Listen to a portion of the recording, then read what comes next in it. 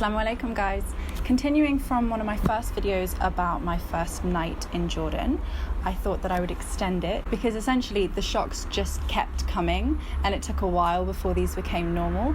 And it's funny now, 4 years on, looking back at it and thinking about the things that I consider very normal and how strange they were to me in the beginning. So diving straight in, I think that we arrived in Jordan on a Wednesday night, and then that morning before we had actually arrived, it had been decided by the family that we were going to have a party to welcome back my husband and his brother, who had both finished their studies abroad. So this party was going to be on the following Friday, I think, because that would have given us basically one day to have got ready for it and kind of got used to being in the country. In the evening, we decided to go and get some new outfits for this party that was going to happen the next day. And we drove to Amman late that evening, and we arrived at Mecca Mall just before it was closing. And I don't know if it was like the first impression because we'd arrived there when most of the shops were closing up and that it was kind of empty and maybe the lights weren't all on or something like that. But I remember thinking, what a dive. Which is weird because now I go to Mecca Mall and I really like it and I think it's just really nice. But at the time, I don't know what I was comparing it to because the malls in Norwich are not great. So we stopped at basically the first shop that we got to, and we had decided that we were all going to get a long skirt and a blouse to wear. So not matching, but you know, some kind of uniformity between us. And I had never really worn clothes like that. Like, I generally have never really gone to formal events, and any parties and stuff like that, you wear probably something quite skimpy. So I felt very out of my comfort zone with going into the shop and choosing something to wear that was just, I didn't know what was in fashion, what colours to choose, what kind of cut, what was it. Oh, and also I wasn't there with my own money, so I also felt really awkward about what to choose on somebody else's budget. Anyway, I chose something, but I felt very uncomfortable with it. And it wasn't until that evening when I tried it on and I felt like, wow, I actually really like this kind of modest fashion. I mean, I didn't have anything that was remotely appropriate to wear from my own bag anyway, because I'd brought haram pants and vest tops, which I really regretted quite quickly into being here and finding that I couldn't really wear anything. And we also decided on the way back that we were going to get shawarma and take it back to the family. And I remember feeling like this is like a mission, this is taking forever. We've been out for like 6 hours or something just to go out and get some skirts. Something that would have been very straightforward and simple back home. But I had no concept of traffic in Jordan. Traffic is insane here and it takes a long time to get anywhere. And so even though Amman and Zarqa are only 20 km apart, it can take like 2 hours sometimes of sitting in just pure traffic. And I soon came to learn that any time we went to Amman, it would be like a mission for me anyway, because I'm used to small towns and things like that. I'm not used to like going to the capital to go and find the nice shops and stuff. So this party was going to happen in the street outside of the house, like directly outside the house, and it was going to block the road, which wasn't very busy anyway, so it didn't really matter.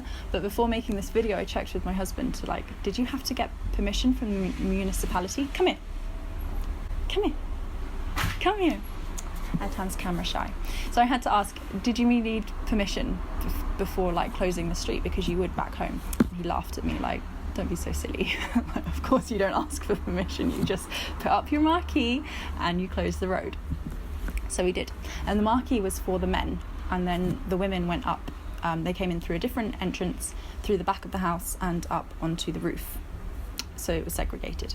And the men, when they arrived, they sat in the marquee and they drank lots of coffee and they smoked lots of cigarettes and they ate mansaf and they did their networking thing.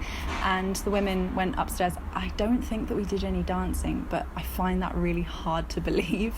But we stood up on the roof and there was definitely mansaf. There's always mansaf involved. Oh yeah, this is something I forgot to mention. So when we first arrived at the house, a huge poster had been put on the veranda of the house saying like, welcome back to the two doctors of the family, and their pictures are like blown up massive, and I thought this was the funniest thing I had ever seen. And it was so big that it actually closed off the veranda, and it was there for a few months. People are just so proud of education, and they just they want to share it in a way that we're nervous to in England, or that we find crass in England or something, and actually it's really nice. I did find it funny though, especially because his photo, my husband's photo, I had taken it on the day of his final exam, and just outside of the shop was an umbrella that we had because it was raining, and it was very green in the background, and it was just all such a juxtaposition seeing it on the villa in Zarqa in the desert. So all the girls were getting ready together, and I wanted to fit in and do things like everybody else, so I felt like I wore a lot of makeup, and I did like cat eyes and things. Shut up. And actually looking back at the photos, I can't help but laugh because I look like I'm not wearing any makeup, and but I felt really like out of my own skin wearing this outfit that I never would have worn, and all of this makeup. I remember my mum saying to me, like, when I showed her a picture of my outfit and everything, she was like, oh, very baby doll. And I told girls here about it, like, that my mum had been a bit like, you look like a dolly, and they've been like, well, that's good, like, it's a good thing to look like Barbie, that's what you want, isn't it?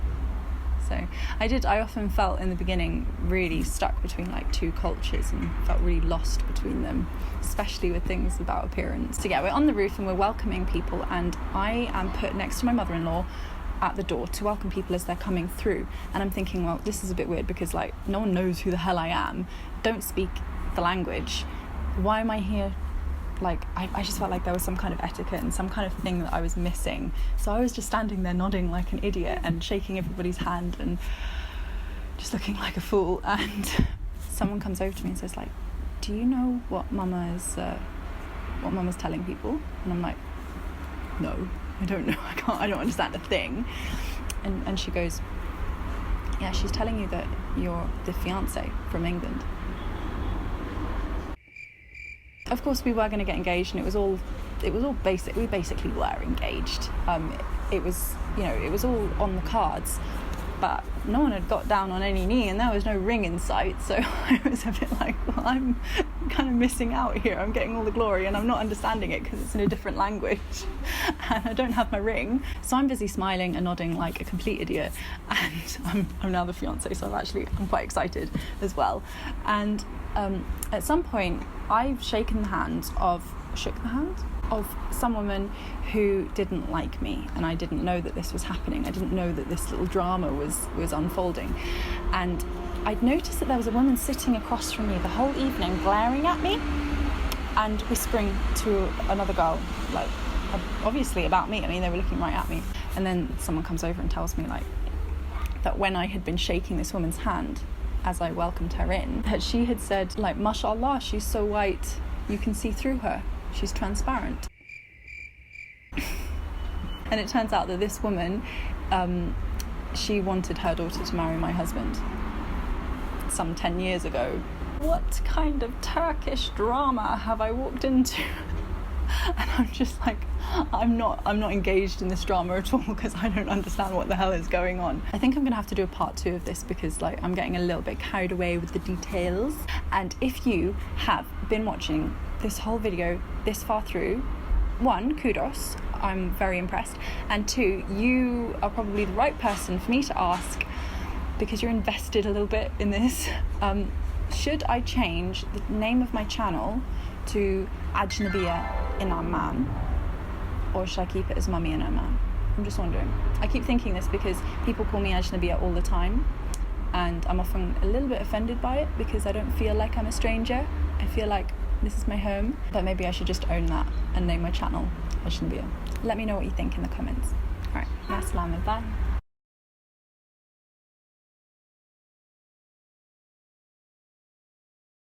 Come here. I'm always trying to coerce my son to come and say hello, and he doesn't know who the hell I want him to say hello to the camera. What is this? And what? Give me 5 more minutes. And I remember when we were getting ready, and there were like loads of girls in the room. Oh, bless you, Saha.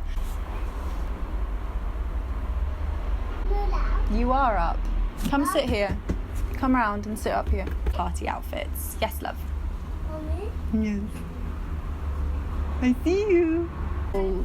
Mommy, Mama. Ya Allah. You're going to start crying in a second as well, aren't you?